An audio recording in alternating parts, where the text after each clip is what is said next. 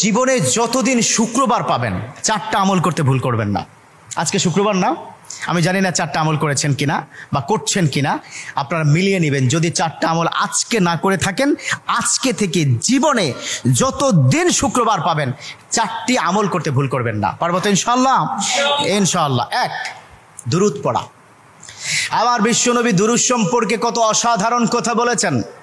একজন সাহাবা এসে বললেন, ইলা রাসূলুল্লাহ সাল্লাল্লাহু আলাইহি ওয়াসাল্লাম, ও নবী, আমি যদি আপনার প্রতি দিনের 1/3 ধরে দুরূদ শরীফ পড়ি আমি কি নিয়ামত পাবো?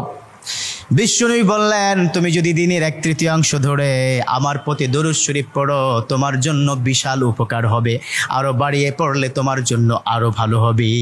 সাহাবা মহা খুশি হয়ে গেলেন, ইয়া রাসূলুল্লাহ, আমি দিনের অর্ধেক সময় জুড়ে যদি আপনার প্রতি দুরূদ শরীফ পড়ি তাহলে কি হবে? বিশ্বনবী বললেন, এটা বিশাল শুভ সংবাদ তোমার জন্য, তার চাইতে আরো বাড়িয়ে পড়লে তোমার জন্য আরো ভালো। সুবহানাল্লাহ।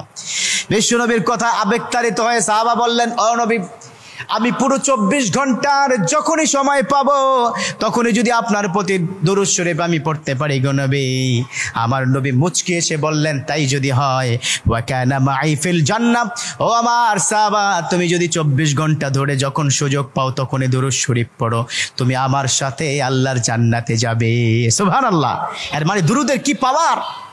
দুরূদ এত অসাধারণ। কেউ যদি মান করা দুরুদান, যে ব্যক্তি দুরূদ পড়বে আল্লাহ পাক তার মর্তবা, তার মর্যাদা 10 গুণ বৃদ্ধি করে দিবে। সুবহানাল্লাহ পড়েন।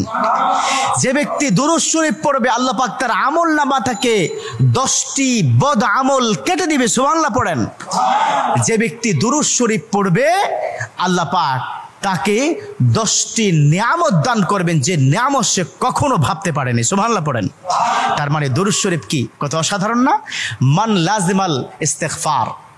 দ্বিতীয়টি হচ্ছে ইস্তেগফার পড়া। জুমার দিনে অবশ্যই ইস্তেগফার পড়বেন। ইস্তেগফার কত অসাধারণ কথা। মান লাজিমাল ইস্তেগফার গফিরা লাহু মা তাকাদ্দামা মিন জামবি। যে ইস্তেগফারটাকে লাজিম করে নেয়, অর্থাৎ কথায় কথায় সময় পেলে আস্তাগফিরুল্লাহ আস্তাগফিরুল্লাহ আস্তাগফিরুল্লাহ আল্লাযী লা ইলাহা ইল্লা হুয়াল হাইয়ুল কাইয়্যুম ওয়া আতুবু ইলাইহি।